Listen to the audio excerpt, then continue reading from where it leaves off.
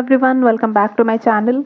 तो इसके पहले वाले वीडियो में हमने एसडब्ल्यूडी शुरू किया था और उस पार्ट में मैंने आपको बताया था एसडब्ल्यूडी के बारे में, उसके प्रिंसिपल के बारे में और उसके कंपोनेंट के बारे में। ये हमारा एसडब्ल्यूडी का सेकंड पार्ट है। इस वीडियो में हम आपको वर्किंग ऑफ एसडब्ल्यूडी के बारे में बताने वाले हैं, लाइक एसडब्ल्यूडी कैसे वर्क करता है। तो इस वीडियो को ध्यान से देखना और अच्छे से समझना, क्योंकि ये थोड़ा सा कंफ्यूजिंग पार्ट होता है हमारे एसडब्ल्यूडी का, और इसमें थोड़ा बहुत हमारे 11th और 12th का फिजिक्स भी इन्वॉल्व है। सो थोड़ा ध्यान से देखना ताकि अच्छे से समझ पाओ। So let's get started.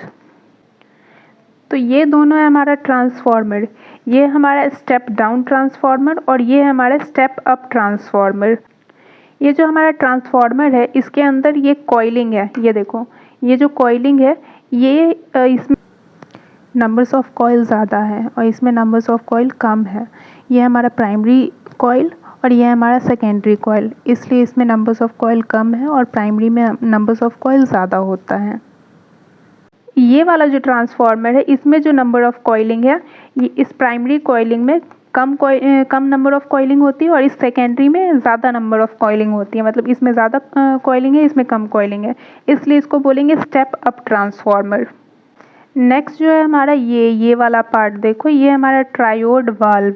इसको ट्रायोड वाल्व कहते हैं। ट्रायोड वाल्व के अंदर क्या क्या आता है? फिलामेंट आता है, ग्रिड आता है और प्लेट आता है।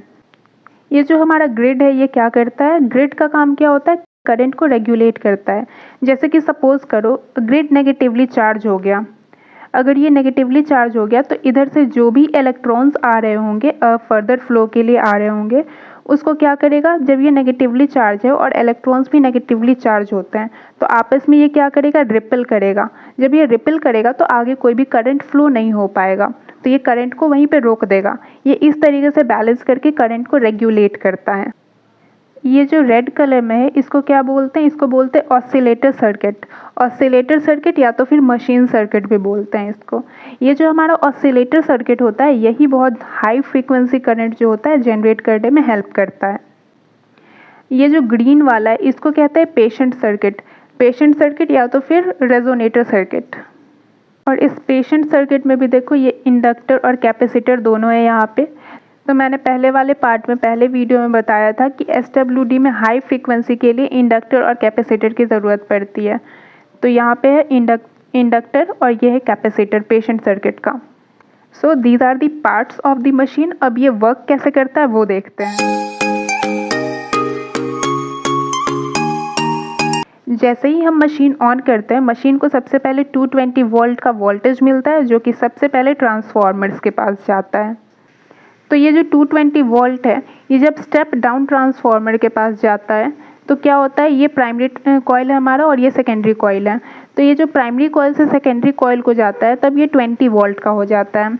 कैसे? क्योंकि यहाँ पे नंबर ऑफ कॉइल्स कम है और यहाँ पे नंबर ऑफ कॉइल्स ज़्यादा है, इसलिए ये सेकेंडरी कॉइल में 20 वोल्ट का ही रह जाता है। और ये सेकेंडरी कॉइल में जाता कैसे है? जब यहाँ से वोल्ट जाता है, जब यहाँ से वोल्टेज जाता है तो यहाँ पे इलेक्ट्रिक करंट रन कर रहा होता है। इस प्राइमरी कॉइल में इलेक्ट्रिक करंट रन कर रहा होता है। तो इस इलेक्ट्रिक करंट के रन करने के कारण यहाँ पे क्या होता है? मैग्नेटिक फ्लक्स इंड्यूस हो जाता है, मैग्नेटिक फ्लक्स जनरेट हो जाता है। वो मैग्नेटिक फ्लक्स क्या करता है कि इसके अंदर, इस सेकेंडरी कॉइल के अंदर ईएमएफ जनरेट कर देता है। तो इसमें जो ईएमएफ इंड्यूस हुआ वो 20 वोल्ट का करंट बनाएगा और ये फर्दर जाएगा फिलामेंट के पास। सेम यहाँ पर भी होता है। ये जो स्टेप अप ट्रांसफार्मर है इसके प्राइमरी कॉइल में नंबर ऑफ कॉइल कम होते हैं और जो ये सेकेंडरी कॉइल है इसमें नंबर ऑफ कॉइल ज़्यादा होते हैं। तो यहाँ पे नंबर ऑफ कॉइल ज़्यादा होने के कारण यहाँ पे जो ईएमएफ इंड्यूस होगा वो 4000 वोल्ट देगा। और ये जो हमारा सेकेंडरी कॉइल है ये आगे जाके कनेक्टेड होता है ऑसिलेटर सर्किट के पास। अब इस सेकेंडरी कॉइल में क्या होता है कि ये जो सेकेंडरी कॉइल है हमारा, जहाँ पे 20 वोल्ट जनरेट हुआ था, ये हमारा फर्दर फिलामेंट से कनेक्टेड होता है। तो जब ये 20 वोल्ट फर्दर फिलामेंट के पास जाएगा तो फिलामेंट क्या होगा? गर्म हो जाएगा। तो ये जो फिलामेंट यहाँ पे गर्म हुआ, इसके गर्म होने के कारण क्या होगा कि यहाँ पे जो भी इलेक्ट्रॉन्स होते हैं, पहले से यहाँ पे इलेक्ट्रॉन्स होते हैं, वो एमिट होने लग जाते हैं। वो प्लेट की तरफ, मतलब कि एनोड की तरफ जो कि पॉजिटिवली चार्ज होता है, उस तरफ एमिट होने लग जाते हैं। और ये जो ग्रिड होता है वो शुरू में न्यूट्रल होता है जिसकी वजह से ईजिली इलेक्ट्रॉन यहाँ फिलामेंट से एनोड तक चला जाता है। फिर यहाँ एनोड से ऑसिलेटर सर्किट के पास जाएगा करंट।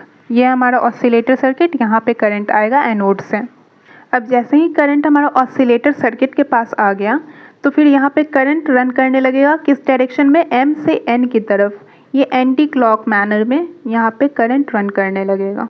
तो इस ऑसिलेटर सर्किट में जो एम से एन की तरफ इलेक्ट्रॉन्स रन कर रहा है, इसके रन करने के कारण क्या होगा, यहाँ जो ये एक्स और वाई है, यहाँ पे मैग्नेटिक फ्लक्स जनरेट होगा और उस मैग्नेटिक फ्लक्स जनरेट होने के कारण, उस मैग्नेटिक फ्लक्स के कारण यहाँ पे ईएमएफ इंड्यूस हो जाएगा। इस वाले कॉइल में ईएमएफ इंड्यूस हो जाएगा एक्स और वाई में। जब एक्स और वाई में ईएमएफ इंड्यूस होगा तो क्या होगा, current x to y run करेगा। और ये आपको पहले से पता होगा कि जब x to y current run कर रहा है तो इलेक्ट्रॉन अपवर्ड जाएगा, वाई टू एक्स जाएगा। अपोजिट डायरेक्शन में करंट और इलेक्ट्रॉन्स जाते हैं। तो इससे क्या होगा, ये जो वाई से एक्स की तरफ इलेक्ट्रॉन रन करने लगा, ये इलेक्ट्रॉन ग्रिड की तरफ जा रहा है और ग्रिड की तरफ जाते हुए ये ग्रिड को नेगेटिवली चार्ज कर देगा। तो ये जो सारा इलेक्ट्रॉन ग्रिड की तरफ जाके ग्रिड को नेगेटिवली चार्ज कर दिया, तो इसकी वजह से क्या प्रॉब्लम आएगा कि फिलामेंट की तरफ से जो भी इलेक्ट्रॉन्स जा रहे थे ये यहाँ ग्रिड के पास आते हुए रिपेल होने लगेगा, क्योंकि यहाँ पे ऑलरेडी नेगेटिवली चार्ज है ये ग्रिड, और इधर से इलेक्ट्रॉन्स जो कि नेगेटिवली चार्ज होता है वो आएगा तो नेगेटिव रिपेल करेगा। तो ये जो ग्रिड नेगेटिवली चार्ज है, इसके कारण जो इलेक्ट्रॉन आया वो रिपेल होने लग गया। तो इसके कारण क्या हुआ, इसके कारण करंट धीरे धीरे कम होने लगेगा।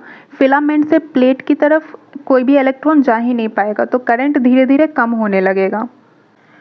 तो जब प्लेट तक करंट आ ही नहीं पाएगा तो इसके आगे ये जो ऑसिलेटर सर्किट से प्लेट कनेक्टेड है, तो इस ऑसिलेटर सर्किट में भी धीरे धीरे करंट कम होने लगेगा।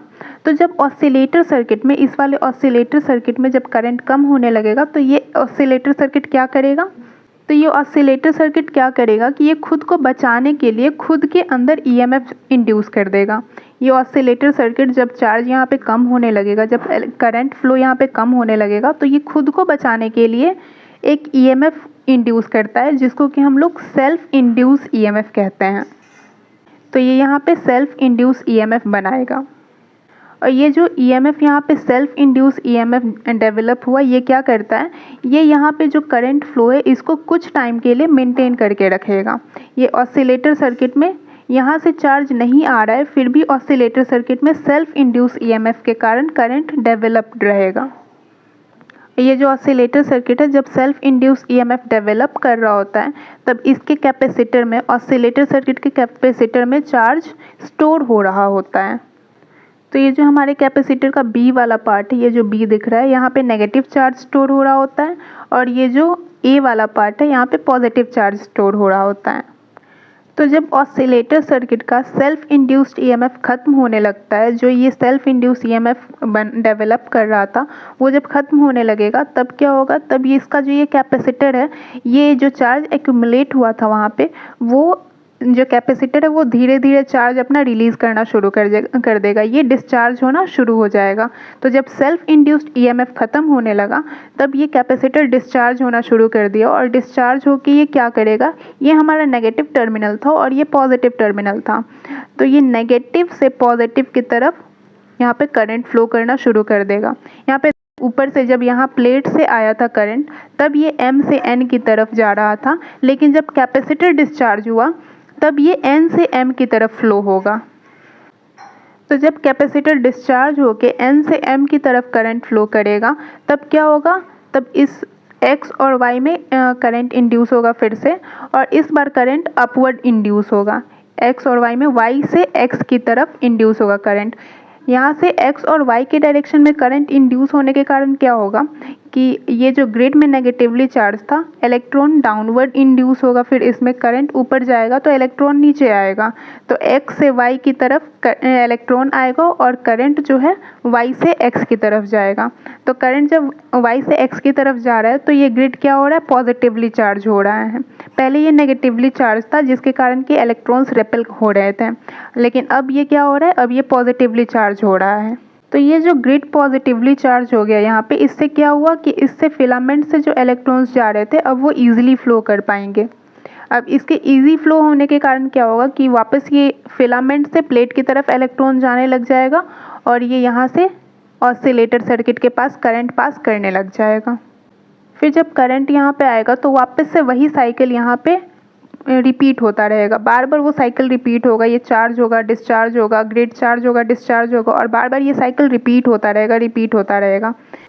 तो इस रिपीटेशन के कारण ऑसिलेटर सर्किट जो है वो बहुत ही ज़्यादा हाई फ्रीक्वेंसी का करंट जनरेट करता है। इसके अंदर देखो कि ये पेशेंट सर्किट है, ऑसिलेटर सर्किट से कनेक्टेड हमारा पेशेंट सर्किट। तो ये जो पेशेंट सर्किट है इसमें ये इसके अंदर यहाँ पे एक इंडक्टर कॉइल होता है और इसी इंडक्टर कॉइल से इस ऑसिलेटर सर्किट से पेशेंट सर्किट कनेक्टेड होता है। तो ये कनेक्टेड होने के कारण क्या होता है कि जब ये ऑसिलेटर सर्किट में करंट रन कर रहा होता है तब वो पेशेंट सर्किट में भी यहाँ इंडक्टर के पास में ईएमएफ इंड्यूस कर देता है। तो ये जो ऑसिलेटर सर्किट है और ये जो मशीन सर्किट है ये दोनों आपस में रेजोनेंस में होना चाहिए ताकि मैक्सिमम आउटपुट आ सके। मतलब कि ऑसिलेटर सर्किट में जितना करंट डेवलप हो रहा है उसी के अकॉर्डिंग पेशेंट सर्किट में भी हमारा करंट डेवलप होना चाहिए, ईएमएफ डेवलप होना चाहिए और ये रेजोनेंस में होना चाहिए ताकि पेशेंट को मैक्सिमम इफ़िशियंसी के साथ में हीट एनर्जी दे सकें। तो इसको रेजोनेंस में रखने के लिए, ट्यून्ड रखने के लिए हमारे मशीन में एक ट्यूनर स्विच होता है जिसको कि रोटेट करने से ये रेजोनेंस में आ जाता है। जो भी ऑसिलेटर सर्किट और पेशेंट सर्किट का जो भी इफ़िशियंसी है वो प्रॉपर अमाउंट में मैक्सिमम इफ़िशियंसी के साथ में पेशेंट को वो ट्यून्ड करने से पेशेंट को मिल जाता है। तो ये था वर्किंग ऑफ SWD। अगर आपको कोई भी पार्ट समझ में नहीं आया तो आप कमेंट बॉक्स के अंदर में कमेंट कर सकते हो। सो मिलते हैं नेक्स्ट वीडियो में। नेक्स्ट वीडियो में SWD का बाकी part, total complete part cover हो जाएगा। सो स्टे ट्यून्ड एंड तब तक के लिए bye bye and take care.